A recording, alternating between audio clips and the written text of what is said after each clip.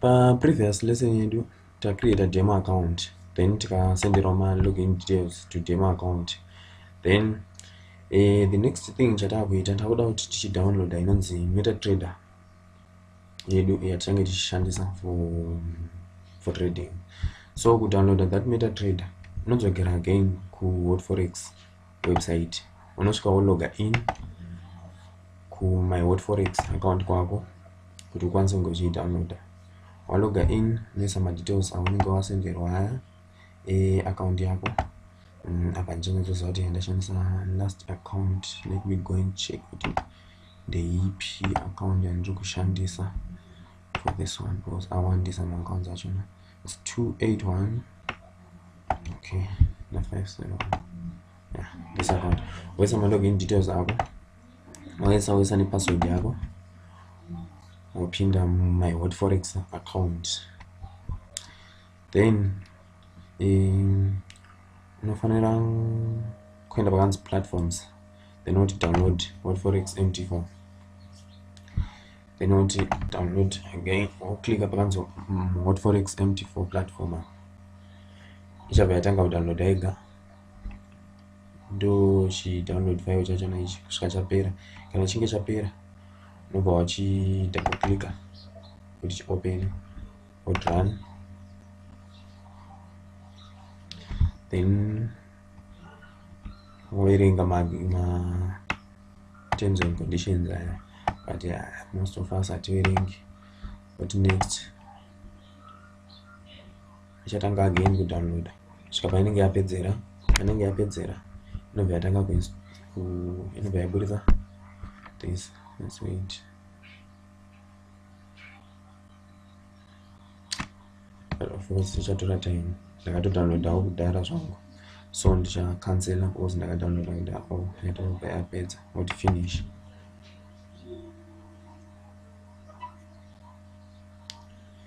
Ichabva yaopena installation file rachona.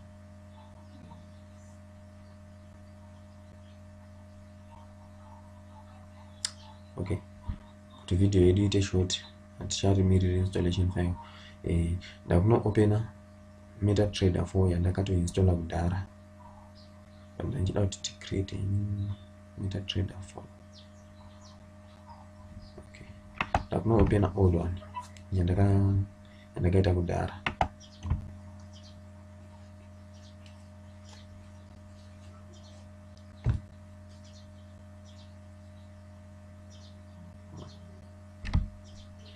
Okay,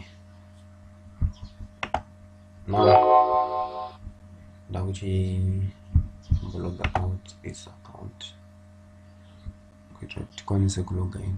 Okay, open this account unofanira kuenda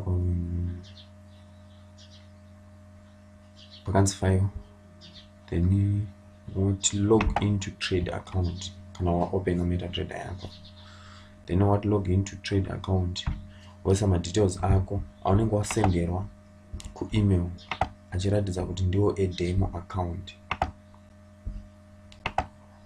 account. So unosvika umakopa avoid ma errors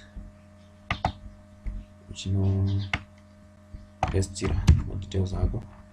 Make sure pasari space apa, because pakasara space inoramba. Then udzokera, I need to copy again. Trading account, investor password, sorry, trader's password ndio unokopa, not investor password.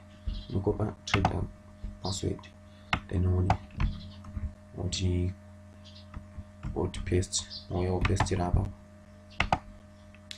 Then above or choose HF Markets SV demo server ndio unochoose ibaba. Kana uchinge usina that server unodzokera ku my WordForex account kwako, scroll down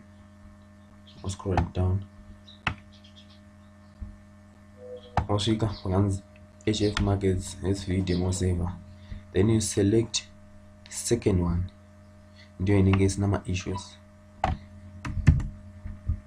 Uenda unoipestira again, panofanira kunge pane demo account yako, then would log in.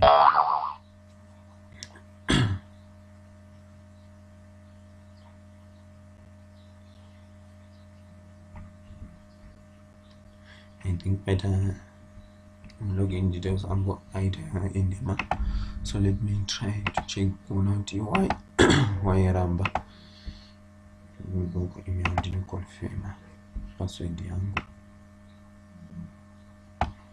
Email didn't check out password yangu and SH. Okay, copy. And again I'm gonna do paste the password. So again I do copy again. Account number.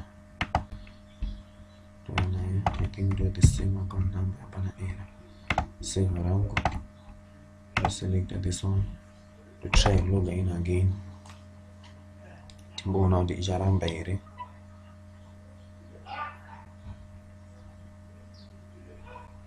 Okay, I think it'll go again. So the next thing we check for it. No changa save no kwanza kuita. Start on Ramba. So now to the console. Oh, drop it error. Look to a live save. Which functions are demo accounts. Let me select this one.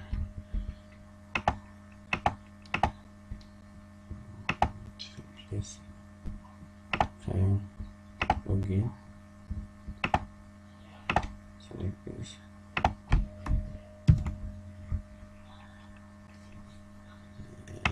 Just select here and out for it. We try to search needs. But my save and one English go and I why. But to quit up save a time recording in certain pages of Goro. Make sure my details on English end are correct.